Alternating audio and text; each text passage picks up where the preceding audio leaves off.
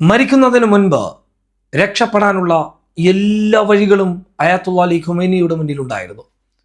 ഇറാനിൽ എന്തായാലും US-ന്റെ ആക്രമണം ഉണ്ടാകുമെന്നും ഇസ്രായേൽ അതിനു വേണ്ടിയിട്ടുള്ള എല്ലാ കോപ്പ് കൂട്ടുമെന്നും ഖുമൈനിയേക്കാൾ നന്നായിട്ട് മറ്റാർക്കറിയാം. പക്ഷേ ഖുമൈനി രക്ഷപ്പെടാനുള്ള വഴികൾക്കപ്പുറത്ത് തേടിയത് സ്വന്തം ജനതയോടൊപ്പം ഇറാന്റെ മണ്ണിനോടൊപ്പം ഉറച്ചു നിൽക്കാനുള്ള ഒരു നിലപാടിന്റെ രാഷ്ട്രീയത്തെയും കൂടിയാണ്.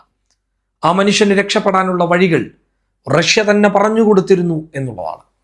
അതായത് അയാത്തുള്ള അലി ഖുമൈനിയോട് വ്ളാദിമിർ പുടിൻ റഷ്യയിലേക്ക് നിങ്ങൾ വരണമെന്ന് ഖുമൈനിയോട് പറഞ്ഞതായിട്ടുള്ള റിപ്പോർട്ടുകൾ ഇറാനിലെ വാർത്താ മാധ്യമങ്ങളെ ഉദ്ധരിച്ചുകൊണ്ട് സോഷ്യൽ മീഡിയയിൽ നടക്കുന്ന ഒരു വലിയ പ്രചരണത്തിലൂടെ നമുക്ക് കാണാൻ വേണ്ടി സാധിക്കുന്നുണ്ട്.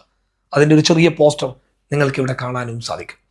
ഇറാനിലെ വാർത്താ മാധ്യമങ്ങൾ പറയുന്നത് റഷ്യയിലേക്ക് ഖുമൈനിക്ക് പോകാനുള്ള എല്ലാ വഴികളും ഉണ്ടായിരുന്നു എന്നുള്ളതാണ്.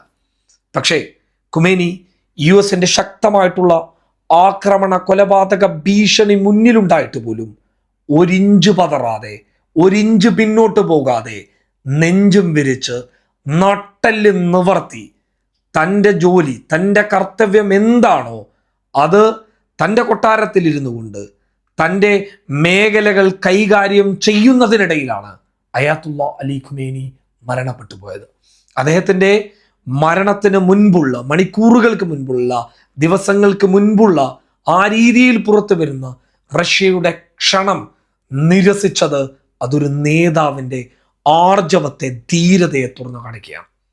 അദ്ദേഹത്തിന് രക്ഷപ്പെട്ടു പോകാൻ പറ്റുന്ന എല്ലാ വഴികളും ഉണ്ടായിട്ടും രക്ഷപ്പെടാതെ അമേരിക്കക്കും ഇസ്രയേലിനും മുന്നിൽ മുട്ടുമടക്കാതെ, തലകുനിക്കാതെ അധീരനായ മനുഷ്യൻ നിന്നു എന്നുള്ളത് നമ്മൾ പഠിക്കേണ്ട, മനസ്സിലാക്കേണ്ട ഒരു വലിയ യാഥാർത്ഥ്യമാണ്. അയാത്തുള്ള അലി ഖുമൈനിയെ കുറിച്ചിട്ട്, ഇറാനെ കുറിച്ചിട്ട് മോശമായ ചില പ്രചരണങ്ങൾ നടത്തുന്ന ആളുകൾക്ക് നിങ്ങൾ ഈ വീഡിയോ അയച്ചു കൊടുക്കുക. പോയിന്റ് നമ്പർ 1, അത്തരം പ്രചരണക്കാർ പറയുന്ന ഒരു പ്രധാനപ്പെട്ട കാര്യം എന്ന് പറയുന്നത് അയാത്തുള്ള അലി ഖുമൈനി ഇറാനിൽ അധികാരത്തിൽ വരുന്നതിന് മുൻപ് ഈ പറയുന്ന ഷാ ഭരണകൂടത്തിന്റെ കീഴിൽ ഇറാൻ സുരക്ഷിതമായിരുന്നു എന്നുള്ളതാണ്. ആ സമയങ്ങളിലൊന്നും അയാത്തുള്ള അലി ഖുമൈനിയുടെ നേതൃത്വത്തിലുള്ള നിലവിലുള്ള ഭരണകൂടത്തിലുള്ളതുപോലെയുള്ള വിഷയങ്ങളൊന്നും ഉണ്ടായിരുന്നില്ല എന്നുള്ളതാണ്. ഷാ ഭരണകൂടം എന്ന് പറയുന്നത് അമേരിക്കയുടെ ഒരു പാവ സർക്കാരായിരുന്നു. ആ പാവ സർക്കാരിന്റെ കീഴിൽ വലിയ രീതിയിലുള്ള മനുഷ്യാവകാശ ലംഘനങ്ങൾ നടന്നിട്ടുണ്ട് എന്നുള്ളത് നമുക്ക് ഗൂഗിളിൽ സെർച്ച് ചെയ്യുമ്പോൾ തന്നെ നിരവധി റിപ്പോർട്ടുകൾ കിട്ടും.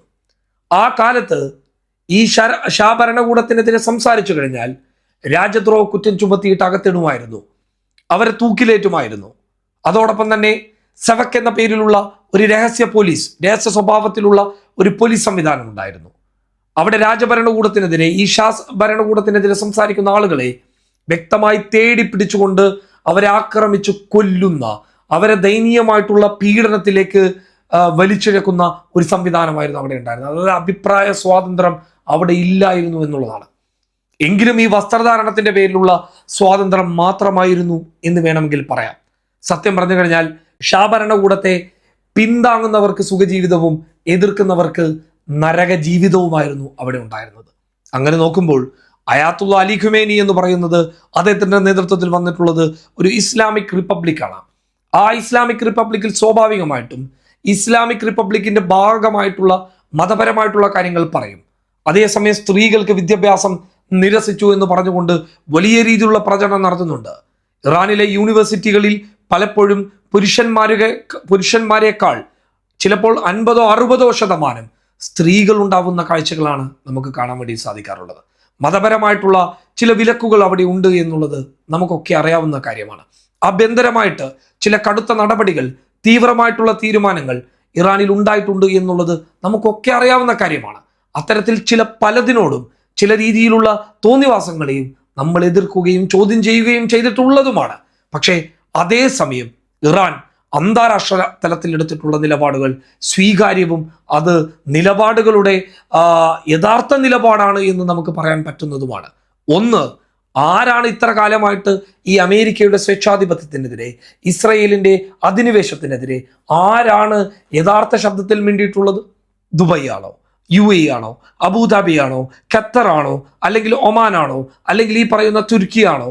ഏത് രാജ്യമാണ് ഈ രീതിയിൽ ശക്തമായ ഭാഷയിലൂടെ ഇറാന്റെ അല്ലെങ്കിൽ ഇവരെയൊക്കെ കൂടുന്ന OIC എന്ന് പറയുന്ന അറബ് സംഘടനയാണോ? അല്ല, മറിച്ച് ഇറാൻ മാത്രമാണ്.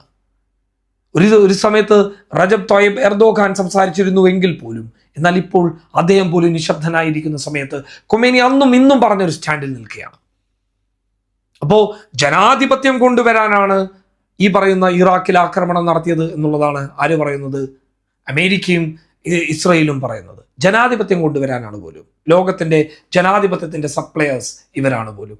അങ്ങനെയാണെങ്കിൽ നിങ്ങൾ ആദ്യം ആക്രമിക്കേണ്ടത് കിം ജോങ് ഉന്നിന്റെ നോർത്ത് കൊറിയയാണ്, അല്ലേ? കിം ജോങ് ഉന്നിന്റെ നോർത്ത് കൊറിയയല്ലേ നിങ്ങൾ ആക്രമിക്കേണ്ടത്? നമ്മൾ കേട്ടതും കണ്ടതും ജനാധിപത്യത്തിന്റെ ഒരു ഇഞ്ച് പോലും ഇല്ലാത്ത കിം ജോങ് ഉന്നിന്റെ നാട്ടിലേക്കല്ലേ നിങ്ങൾ ആക്രമണം അഴിച്ചു വിടേണ്ടത്? അപ്പൊ നിങ്ങൾ എന്തുകൊണ്ട് അവിടെ ചെയ്തില്ല? എന്തുകൊണ്ട് അവിടെ വേട്ടയാടൽ നടത്തിയില്ല? ഇനി രണ്ടാമത്തെ കാര്യം ഇവർ പറയുന്നത്, ഇറാൻ ആണവായുധ നീക്കത്തിലേക്ക് പോകുന്നു. ആണവായുധത്തിന്റെ ഭാഗമായിട്ട് അവർ ഈ പറയുന്നത് പോലെ യുറേനിയം സമ്പുഷ്ടീകരിക്കുന്നു എന്നുള്ളതാണല്ലോ വിഷയം. ഒമാനിൽ വെച്ച ചർച്ചയിൽ എന്താണ് ഇറാൻ പറഞ്ഞത്? ഞങ്ങളുടെ യുറേനിയം സമ്പുഷ്ടീകരിക്കുന്നത് 60% നിന്ന് 3.9% കുറക്കാമെന്ന് പറഞ്ഞല്ലോ. അപ്പൊ അവിടെ ആ വിഷയം അവസാനിപ്പിക്കേണ്ടതല്ലേ? പക്ഷേ അവിടെയും അമേരിക്ക വിഷയം അവസാനിപ്പിച്ചില്ല. അമേരിക്ക കാരണങ്ങൾ കൂട്ടിപ്പറഞ്ഞുകൊണ്ടേയിരുന്നു. അപ്പൊ ലക്ഷ്യം അതല്ല.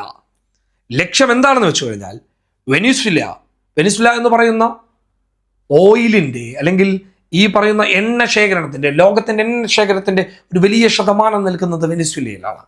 അപ്പൊ വെനിസ്വലയിൽ നിന്നും ഇറാഖിൽ നിന്നും എണ്ണ ശേഖരണം കൈവശപ്പെടുത്തി കഴിഞ്ഞാൽ ലോകത്തിന്റെ എണ്ണ ശേഖരണത്തിന്റെ 30% കൂടുതൽ അമേരിക്കയുടെ കൈവശം വരും.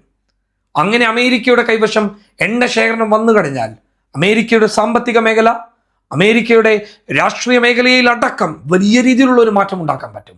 ഈ നേട്ടത്തിലൂടെ ട്രംപിന് തൻ്റെ ഇമേജും വർദ്ധിപ്പിക്കാൻ വേണ്ടിയിട്ട് സാധിക്കും. അപ്പൊ ഇതൊക്കെ രാഷ്ട്രീയമായിട്ടുള്ള ചില അജണ്ടകളുടെ പേരിൽ നടക്കുന്ന ഒരു വേട്ടയാടലാണ്. ഇപ്പോ അയാത്തുള്ള അലി ഖുമേനിയുടെ നാട്ടിൽ ജനാധിപത്യം കൊണ്ടുവരുന്നു എന്ന് പറഞ്ഞ് വന്നവരെന്താ ചെയ്തത്? സ്കൂളിലേക്ക് ബോംബിട്ടു. അവിടെയുള്ള കുട്ടികൾ, 45-ൽ കൂടുതൽ വരുന്ന കുട്ടികൾ മരിക്കുന്ന കാഴ്ച കാണാൻ വേണ്ടി സാധിച്ചു. അവരുടെ സ്കൂൾ ബാഗുകളിൽ ചോരക്കറ കാണാൻ വേണ്ടി സാധിച്ചു. ഇവരാണോ ജനാധിപത്യം കൊണ്ടുവരാൻ പോകുന്നത്? ഇവരിൽ നിന്നാണോ നമ്മൾ ജനാധിപത്യം പഠിക്കേണ്ടത്? പ്രിയമുള്ള മനുഷ്യരെ, നമ്മൾ ഇവിടെ മനസ്സിലാക്കേണ്ട ഒരു കാര്യം എന്ന് പറയുന്നത്, ഇറാന്റെ ആഭ്യന്തര കാര്യത്തിൽ, ഇറാന്റെ ആഭ്യന്തരമായിട്ടുള്ള സാമ്പത്തിക വളർച്ചയിലൊക്കെ ഇറാന് വലിയ വീഴ്ചകൾ സംഭവിച്ചിട്ടുണ്ട് എന്ന് വിശ്വസിക്കുന്ന ഒരാളാണ്. എന്നാൽ അതേസമയം ഇസ്രയേലും അമേരിക്കയും ഇറാനെ മുന്നിൽ വെച്ച് നടത്തുന്ന നാടകം നമ്മൾ തിരിച്ചറിയേണ്ടതുണ്ട്. ഇറാനെ മുന്നിൽ വെച്ച് നടത്തുന്ന വംശഹത്യ നമ്മൾ തിരിച്ചറിയേണ്ടതുണ്ട്. പിന്നെ ഈ പറയുന്നത് പോലെ നിങ്ങൾ ഇപ്പോൾ ഹമാസിന് എന്തെങ്കിലും ചെയ്യാൻ പറ്റിയോ? എത്ര കാലമായിട്ട് ഹമാസിനെ വേട്ടയാടിക്കൊണ്ടിരിക്കുന്നുണ്ട്. ഹമാസിന് എന്തെങ്കിലും ഇസ്രയേലിന് ഇതുവരെയായിട്ട് പരിപൂർണമായിട്ട് ചെയ്യാൻ പറ്റിയോ? ചെയ്യാൻ പറ്റിയിട്ടുണ്ടില്ല എന്നൊന്നും ഞാൻ പറയുന്നില്ല. പരിപൂർണമായിട്ട് ഇല്ലാതാക്കാൻ പറ്റിയോ? അങ്ങനെ പറ്റാതിരിക്കുമ്പോൾ ഇറാൻ എന്ന് പറയുന്നത് ഒരു കേഡർ സിസ്റ്റത്തിലൂടെ മുന്നോട്ട് പോകുന്ന ഒരു രാജ്യമാണ്. അത് ഗദ്ദാഫിയുടെ ലിബിയല്ല, അതുപോലെ തന്നെ ഈ പറയപ്പെടുന്നത് പോലെ വെനിസ്വല അല്ല, അതേപോലെ തന്നെ സദ്ദാം ഇറാഖ് അല്ല, മറിച്ച് കൃത്യമായ ഒരു കേഡർ സംവിധാനമുള്ള ഒരാളാണ്. അയാത്തുള്ള അലി ഖൊമേനി പോയി കഴിഞ്ഞാൽ അദ്ദേഹത്തിന്റെ പാത പിന്തുടരാൻ പറ്റുന്ന മറ്റൊരു നേതാവിനെ മിനിറ്റുകൾക്കകം തിരഞ്ഞെടുക്കാൻ പറ്റുന്ന ഒരു രാജ്യത്തിന്, ഒരു കേഡർ സംവിധാനം നിലനിൽക്കുന്ന ഒരു രാജ്യത്തിന് വ്യക്തമായൊരു സ്ട്രക്ചർ ഉണ്ട് എന്നുള്ളതാണ്. പകരക്കാരന്മാരെ മിനിറ്റുകൾ കൊണ്ട്, മണിക്കൂറുകൾ കൊണ്ട് സൃഷ്ടിച്ചെടുക്കുന്ന ഒരു രാഷ്ട്രീയ കരുനീക്കം ലോകത്തിന് മുന്നിൽ വിളിച്ചോതുന്നത് ചെറിയ രാഷ്ട്രീയമൊന്നുമല്ല, അത് പ്രതിരോധത്തിന്റെ, നിലപാടിന്റെ രാഷ്ട്രീയമാണ് എന്നുള്ളത് നമ്മൾ തിരിച്ചറിയേണ്ടതുണ്ട്. വ്യക്തമായ അജണ്ടയോട് കൂടിയിട്ടാണ് ഇറാൻ അവരുടെ രാഷ്ട്രീയ കാര്യങ്ങളടക്കം നീക്കുന്നത്. ബാലിസ്റ്റിക് മിസൈലുകളുടെ പുതിയ നൂതന സാങ്കേതിക വിദ്യകൾ ഉൾപ്പെടുത്തിക്കൊണ്ടുള്ള ബാലിസ്റ്റിക് മിസൈലുകളുടെ ശക്തി, അതിന്റെ കഴിവ് അവർ വ്യക്തമായി കാണിച്ചുകൊണ്ടിരിക്കുകയാണ്. അത് എത്രത്തോളം അവർ ശക്തമാക്കുന്നുവോ അത്രത്തോളം ഭയപ്പെട്ടുകൊണ്ടിരിക്കുകയാണ് ഇസ്രയേലും അമേരിക്കയും ഒക്കെ. അപ്പൊ ഈ പറഞ്ഞിടത്തൊക്കെ നമ്മൾ മനസ്സിലാക്കേണ്ട ഒരു വലിയ പോയിന്റ് എന്ന് പറയുന്നത്, അതിശക്തരിൽ ശക്തരായിട്ടുള്ള ഇസ്രയേലിനെയും അമേരിക്കയെയും ബ്രിട്ടനെയും ജർമ്മനിയെയും ഫ്രാൻസിനെയും അടക്കം, GCC കൺട്രികളെ അടക്കം ഒറ്റക്ക് നിന്നവർ വെല്ലുവിളിക്കുകയാണ്. മരണത്തെ പോലും ഭയപ്പെടാതെ നിലപാട് സംരക്ഷിക്കാൻ വേണ്ടിയിട്ട് പോരാടുന്ന ഒരു ജനവിഭാഗത്തെ, ഒരു സ്ട്രക്ചറുള്ള രാജ്യത്തെ, ഒരു കേഡർ സംവിധാനത്തെ അങ്ങനെ പെടുന്നതിനെ ഇല്ലാതാക്കാൻ നിങ്ങൾക്ക് സാധിക്കുമെന്ന് തോന്നുന്നുണ്ട് എങ്കിൽ അത് വിഡ്ഢിത്തമാണ് എന്ന് എനിക്ക് പറയാനുണ്ട്.